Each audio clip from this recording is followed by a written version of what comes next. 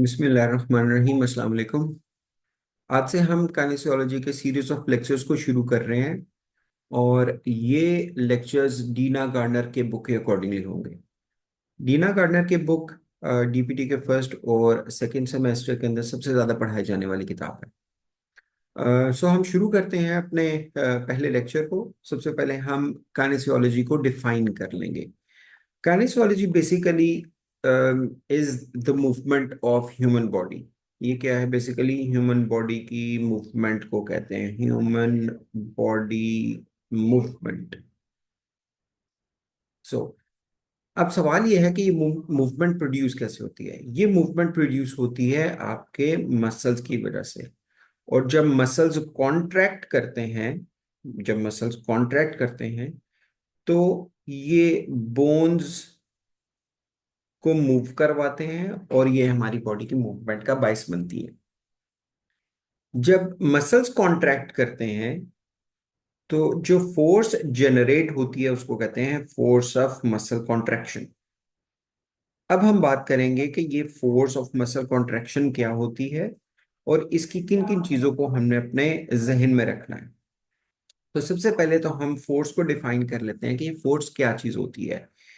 Force is that agency. Force एक ऐसी चीज है जब वो किसी भी ऑब्जेक्ट के ऊपर एक्ट करती है तो उस ऑब्जेक्ट के अंदर कुछ चेंजेस लेकर आती है।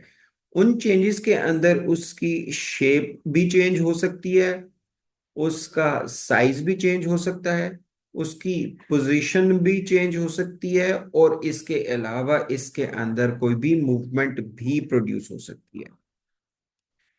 अभी के लिए हम सिर्फ इस मूवमेंट और इस पोजीशन की बात करेंगे। फॉर एग्जाम्पल, ये एक ऑब्जेक्ट है। This is an object. ये एक बॉक्सी शेप की ऑब्जेक्ट है और ये है हमारे पास F1 फोर्स। जब ये F1 फोर्स इस ऑब्जेक्ट के ऊपर लगेगी तो ये इस ऑब्जेक्ट को पॉइंट ए से पॉइंट बी की तरफ ले जाएगी। इसका मतलब ये हुआ कि इस फोर्स ने इस ऑब्जेक्ट की पोजीशन में चेंज ले आई। मतलब ये एक ए पॉइंट से बी पॉइंट तक इस ऑब्जेक्ट को मूव करवा दिया। तो इनडायरेक्टली हम ये भी कहेंगे कि इस फोर्स ने इस ऑब्जेक्ट के अंदर मूवमेंट प्रोड्यूस करवाई। पहले ये ऑब्जेक्ट यहां पर रेस्ट में थी और फिर जैसे ही इसके ऊपर F1 फोर्स लगी है तो ये ऑब्जेक्ट बी की पोजीशन पर चले गई है। ये ऑब्जेक्ट उस वक्त तक चलती रहेगी जब तक ये F1 फोर्स इस ऑब्जेक्ट के ऊपर एक्ट करती रहती है, लेकिन जैसे ही ये फोर्स खत्म हो जाएगी ये बी जो जो जो ऑब्जेक्ट है वो रेस्ट में आ जाएगी। फॉर एग्जाम्पल, ये बी पोजीशन के ऊपर रेस्ट में आ गया। हम ये कहेंगे कि दिस फोर्स, ये वाली फोर्स ने ऑब्जेक्ट को रेस्ट से मूवमेंट पे और फिर मूवमेंट से रेस्ट की पोजीशन पर चेंज कर दिया। So force is responsible for change in the position of the object, जैसे पोजीशन ए और पोजीशन बी, और साथ में this is also responsible for the movement of the object. हमें ये अब कॉन्सेप्ट पता चल गया कि हमारे जब मसल कॉन्ट्रैक्ट करते हैं तो वो फोर्स ऑफ कॉन्ट्रैक्शन प्रोड्यूस करते हैं और ये फोर्स ऑफ कॉन्ट्रैक्शन बोन्स के ऊपर मूवमेंट प्रोड्यूस करती है। अब हम बात कर लेते हैं कि फोर्स के अंदर बेसिकली क्या इंपॉर्टेंट चीजें हैं जिसको हमने स्टडी करना है। जब भी आप फोर्स को डिफाइन करते हैं, ये एक्सप्लेन करते हैं, तो आपको दो चीजों की जरूरत पड़ती है। एक उसका मैग्नीट्यूड, मैग्नीट्यूड, और दूसरी है फोर्स की डायरेक्शन। इनको समझने के लिए यहां पर लिखता हूं मैं F1 फोर्स एक ये है और F2 फोर्स ये है। हम कहते हैं कि भाई किसी भी आदमी ने बड़ी थोड़ी सी फोर्स लगाई और उसने एक बॉक्स लिफ्ट कर लिया, और एक आदमी को बहुत लार्जर फोर्स लगाना पड़ती है उस ऑब्जेक्ट को लिफ्ट करने के लिए। ये जो हमने बात की है स्मॉल फोर्स या large force, this is basically the magnitude of force. अब अगर हम बात करते हैं डायरेक्शन की तो हम ये कह सकते हैं कि अगर कोई फोर्स ऊपर की ऊपर की जानिब है तो ये उसकी डायरेक्शन होगी, वो फोर्स डाउनवर्ड भी हो सकती है, वो फोर्स राइट भी हो सकती है, वो फोर्स लेफ्ट साइड पे भी हो सकती है। और अगर हम नॉर्थ की तरफ बोलें तो हम ये भी कह सकते हैं, साउथ की तरफ बोलें और ईस्ट और वेस्ट भी बोलें, तो ये सारी हमारी फोर्स की डायरेक्शंस हैं। सो जब हम फोर्स को रिप्रेजेंट करते हैं, ये तो हमने बात कर दिया कि फोर्स क्या चीज होती है, उसकी दो इंपॉर्टेंट चीजें कौन कौन सी हैं जो आपने अपने जहन में रखनी है। अब उसके बाद है हम फोर्स को रिप्रेजेंट कैसे करते हैं। हम फोर्स को एक लाइन से रिप्रेजेंट करते हैं जिसके एक साइड के ऊपर एरो हेड होता है। दिस एरो हेड वाला portion is called as head, जबकि ये वाला पोर्शन इज कॉल्ड टेल।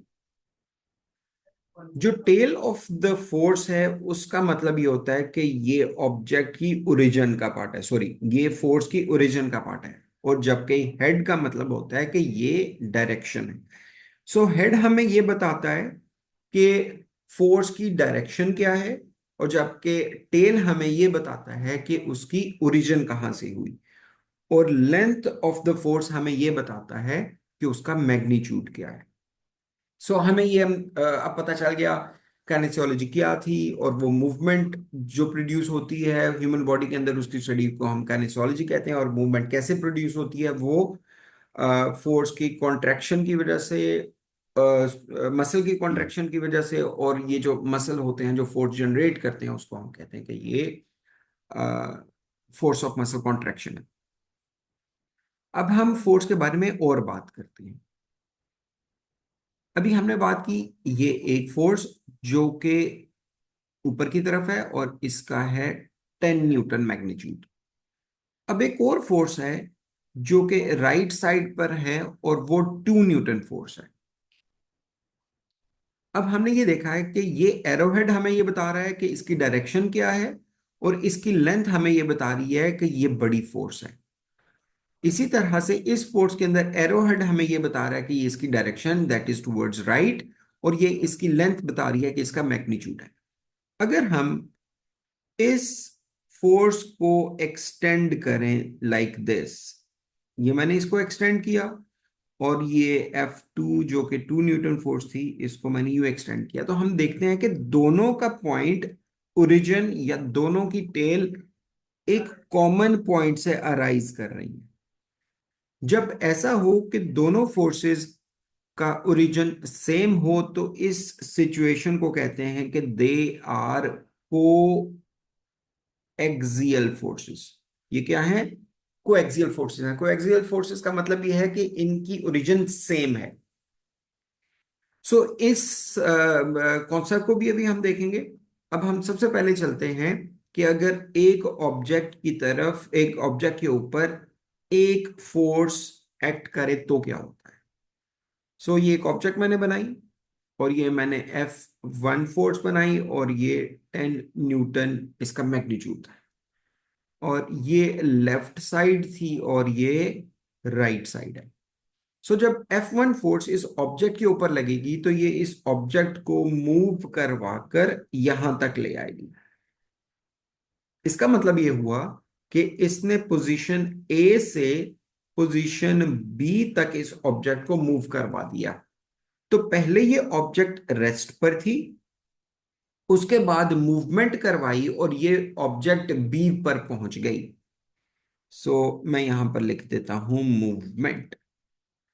ये ऑब्जेक्ट उस वक्त तक मूव करती रहेगी जब तक ये F1 फोर्स इसके ऊपर एक्ट करती रहेगी।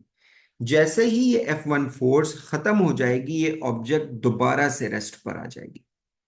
सो अभी हमने ये देखा है कि यही फोर्स किसी भी ऑब्जेक्ट को रेस्ट से मूवमेंट में भी करवा सकती है, और यही force is also responsible for bringing it to rest. कैसे? ये फोर्स खत्म हो गई तो ये ऑब्जेक्ट रेस्ट में आ गई। ये होगी हमारे पास किसी भी ऑब्जेक्ट के ऊपर लगने वाली एक फोर्स। अब हम बात करते हैं अगर एक ऑब्जेक्ट के ऊपर एक से ज्यादा फोर्सेस एक्ट करें तो क्या होता है। For example this is an object, ये एक बॉडी है, और एक फोर्स ये लग रही है, दैट इज F1 जो कि 2 न्यूटन की है एंड इसकी डायरेक्शन राइट साइड पर है। और ये एक और फोर्स है जिसको मैं F2 कहूंगा और ये 10 न्यूटन की फोर्स है। अब सवाल ये है कि ये ऑब्जेक्ट F2 की तरफ जाएगी या F1 की तरफ जाएगी। सो इसका जवाब बहुत सिंपल है कि जो फोर्स ज्यादा होगी ऑब्जेक्ट उसी डायरेक्शन मूव करेगी। इसका मतलब है कि ये ऑब्जेक्ट लेफ्ट साइड की तरफ जाएगी। अब इसका मैग्नीट्यूड कितना होगा? जिस फोर्स की वजह से ये लेफ्ट पे जा रही है तो उसके लिए हमें इन दोनों फोर्सेस का डिफरेंस लेना होगा। So F2 minus F1, 10 minus 2 is equal to 8 newton. So object left side पर कितनी फोर्स के साथ जाएगी? That is 8 newton. जो हमारे पास रिजल्टेंट फोर्स होगी वो 8 न्यूटन फोर्स होगी। ये तो सिचुएशन हो गई हमारे पास जब किसी भी एक ऑब्जेक्ट के ऊपर दो फोर्सेस लगे और दो फोर्सेस का मैग्नीट्यूड डिफरेंट है। अब हम अगली बात करते हैं। अब अगेन आपकी ऑब्जेक्ट के ऊपर दो फोर्सेस ही हैं।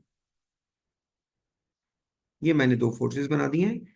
This is F1 and this is F2। F1 is 10 Newton और F2 भी है 10 न्यूटन। अब क्या होगा? ये ऑब्जेक्ट F1 की तरफ जाएगी या ऑब्जेक्ट F2 की तरफ जाएगी? तो आंसर ये है कि ये किसी भी फोर्स की जानिब नहीं जाएगी। उसकी वजह ये है कि ये दोनों फोर्सेस इक्वल मैग्नीट्यूड की हैं और जब हम इनका डिफरेंस निकालते हैं F1 माइनस F2 तो हमारे पास आंसर आता है 10 minus 10 is equal to 0। So 0 newton force इस ऑब्जेक्ट के ऊपर लग रही है। तो जब ऐसी सिचुएशन होती है तो हम ये कहते हैं कि ये ऑब्जेक्ट इक्विलिब्रियम की स्टेट में, इक्विलिब्रियम की स्टेट में।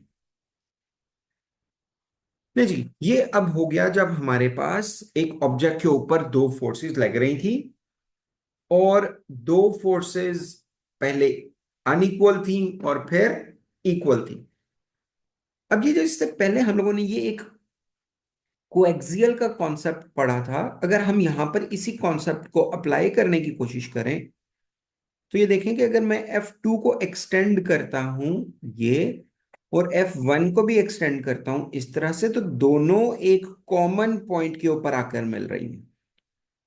और यहां पर भी अगर मैं F1 को एक्सटेंड करूं इधर और F2 को भी एक्सटेंड करूं इस डायरेक्शन में तो यहां पर भी आपको एक कॉमन पॉइंट मिलेगा।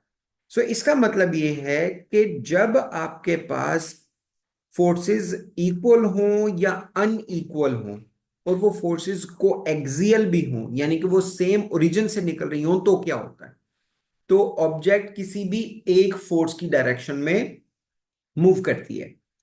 अब हम अगला कॉन्सेप्ट देखते हैं कि जिसके अंदर हमारे पास फोर्सेस चाहे इक्वल हों या अनइक्वल हों तो उस सूरत में वो फोर्सेस एक एंगल बना रही हों तो क्या होगा?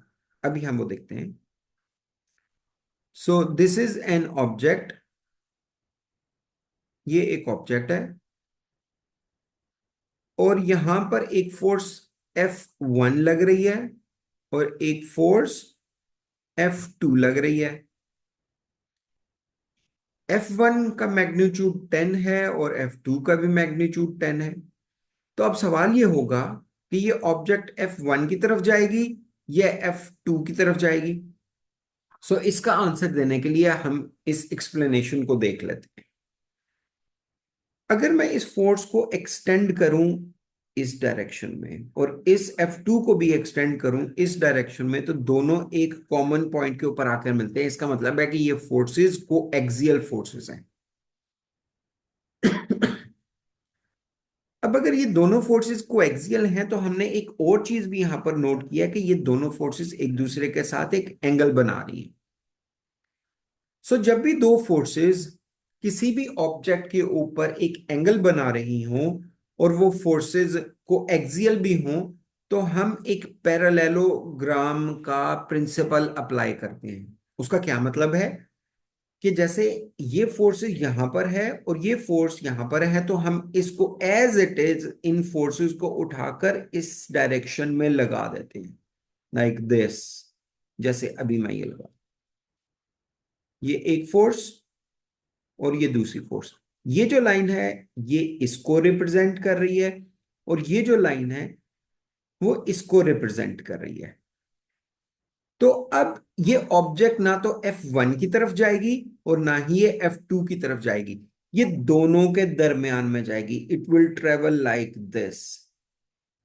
और ये कितने मैग्नीट्यूड के साथ इस डायरेक्शन में चलेगी, तो उसके लिए हम ये कहेंगे कि ये जो डायगोनल है इस पैरेललोग्राम का, ये जो अभी हमने बनाया है, मैं यहां पर लिख देता हूं पैरेललोग्राम। सो जो पैरेललोग्राम का जो डायगोनल है, डायगोनल, वो इस फोर्स का रिजल्टेंट, जिस फोर्स की वजह से ये ऑब्जेक्ट यहां से उठकर यहां पर आएगी, सो हमारे पास ये फोर्स का मैग्नीट्यूड होगा। अब इसकी सिचुएशन, इस एग्जाम्पल को अब हम अगर ह्यूमन बॉडी में देखें तो वो कैसे होगी। इसके लिए हम एग्जाम्पल लेते हैं डेल्टॉइड मसल की। डेल्टॉइड मसल, डेल्टॉइड मसल हमारे शोल्डर का यूं कॉन्टोर बनाता है ऐसे। ये एक नेक और ये आर्म और ये, ओके, ये मैंने बनाया फ्रंट से। अब मैं इसी शोल्डर को बैक से बनाता हूं। ये मैंने शोल्डर बैक से बना दिया है, and this is neck and this is arm. अब ये वाले मसल्स ये हैं हमारे पास इस डेल्टॉइड के एंटीरियर फाइबर, और ये है हमारे पास इस डेल्टॉइड के पोस्टीरियर फाइबर। यानी कि ये आगे वाले फाइबर हैं और ये पोस्टीरियर फाइबर हैं। ये फिगर आपके पास फ्रंट से थी और ये फिगर आपके पास बैक से थी। अब हम एक फिगर साइड से भी बना लेते हैं। दिस इज आर्म, ये मैंने वो आर्म बना ली, और ये नेक, और ये फ्रंट वाला पार्ट, और ये बैक वाला पार्ट, और ये उसके बाद ये इसकी बैक एंड लोअर एक्सट्रीमिटी इसकी शुरू हो गई। ओके, सो अब क्या होगा, मैं यहां पर लिख देता हूं this is anterior deltoid fibre and they are posterior deltoid fibre. अगर ये एंटीरियर डेल्टॉइड फाइबर के मसल कॉन्ट्रैक्ट करेंगे तो इनका काम है आर्म को यूं फ्रंट पे लेके आना, और अगर पोस्टीरियर फाइबर कॉन्ट्रैक्ट करें तो इनका काम ये होता है कि इन्होंने आर्म को पोस्टीरियर डायरेक्शन में मूव करवाना। अब सवाल ये है कि एंटीरियर फाइबर की तरफ की कॉन्ट्रैक्शन की तरफ बाजू जाएगी या पोस्टीरियर फाइबर। सो वही वाला कॉन्सेप्ट जो हमने यहां पर पढ़ा था, तो क्या होगा, ऑब्जेक्ट इन दोनों के दरमियान में चलेगी। सो जो आर्म है ना तो वो एंटीरियर जाएगी या आगे जाएगी, ना ही वो पोस्टीरियर जाएगी, बल्कि वो साइडवेज उठना शुरू हो जाएगी। For example this is human, और ये बाजू यूं एलिवेट साइड पे होगा, बजाय इसके कि वो एंटीरियर जाए। ये मैं आम ये आदमी को पूरा बना देता हूं ताकि आपको अंदाजा हो जाए कि ये क्या है। सो ये बाजू ऐसे साइड से एलिवेट हो जाएगी, और this is called as abduction. So जब एंटीरियर फाइबर और पोस्टीरियर फाइबर इकट्ठे काम करते हैं तो वो आर्म को ना तो एंटीरियर लेकर जाते हैं यानी कि फ्लेक्शन कराते हैं, ना ही ये पोस्टीरियर लेके जाते हैं या एक्सटेंशन करवाते हैं, बल्कि ये एबडक्शन करवा रहे होते हैं। सो ये एक एग्जांपल थी हमारे पास, जब दो फोर्सेस कोएक्सियल फोर्सेस हों और वो एक दूसरे के साथ कोई एंगल बना रही हो तो क्या होता है। अब एक आखिरी एग्जांपल है इस फोर्स की, उसके लिए मैं इस पार्ट को ऊपर कर देता हूं ताकि हम आपके साथ दूसरी एग्जांपल भी शेयर कर लें। ऑल राइट, अब दोबारा से एक ऑब्जेक्ट बनाते हैं। दिस इज एन ऑब्जेक्ट,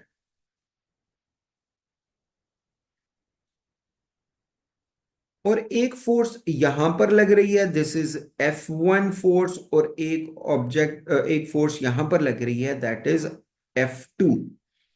अब क्या होगा कि क्या ऑब्जेक्ट इस तरफ जाएगी या ऑब्जेक्ट इस तरफ जाएगी? सो इसका आंसर ये है कि ये ऑब्जेक्ट यूं रोटेट कर जाएगी ऐसे। क्यों? क्योंकि इसके अंदर जो फोर्सेस हैं वो को एक्सियल फोर्सेस नहीं हैं। वो क्या है? दे आर नॉट को एक्सियल फोर्सेस। हम यहां पर क्रॉस लगा देते हैं।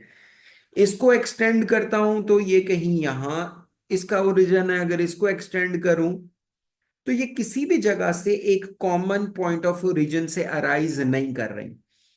सो जब जब भी किसी ऑब्जेक्ट के ऊपर दो फोर्सेस एक्ट कर रही होती हैं ऑपोजिट डायरेक्शन में, और वो फोर्सेस को एक्सियल भी नहीं होती, तो वो ऑब्जेक्ट के अंदर रोटेशन प्रोड्यूस कर देती हैं। सो ऑब्जेक्ट क्या करेगा? वो यूं रोटेट हो जाएगा ऐसे।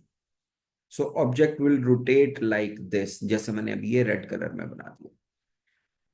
अब इसकी एग्जांपल है हमारी बॉडी के अंदर भी। सो मैं स्कैपुला बना रहा हूं, और उस स्कैपुला के अंदर हम इस कॉन्सेप्ट को देखते हैं। So I am trying to draw the scapula.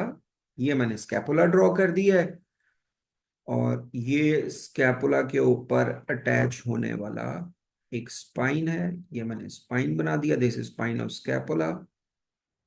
ये मैं इसको यूं, ओके। अब इसके ऊपर दो इंपॉर्टेंट मसल अटैच होते हैं। एक मसल इस स्पाइन ऑफ स्कैपुला के ऊपर यहां पर अटैच है, यहां पर, and this muscle is trapezius. All right. और दूसरा मसल ये यहां पर ऐसे मीडियल बॉर्डर के ऊपर अटैच है, लेकिन मीडियल बॉर्डर कॉस्टल सरफेस का। So this is serratus anterior muscle. Okay. अब क्या होगा कि जब ये ट्रेपीजियस मसल कॉन्ट्रैक्ट करेगा तो इस स्कैपुला को ये इस डायरेक्शन में, जैसे मैंने ये डायरेक्शन बनाई है, इस डायरेक्शन में पुल करने की कोशिश करेगा, जबकि सेरेटस एंटीरियर की डायरेक्शन ऐसे है। सो जब ये दो मसल्स, कौन से, ट्रेपीजियस और सेरेटस एंटीरियर, इकट्ठे काम करते हैं, तो ये दो डिफरेंट एक्सिस से जनरेट होने वाली फोर्सेस प्रोड्यूस करते हैं, और इसकी वजह से क्या होता है कि स्कैपुला यूं रोटेट कर जाता है। ये स्कैपुला अपवर्ड रोटेट करेगा।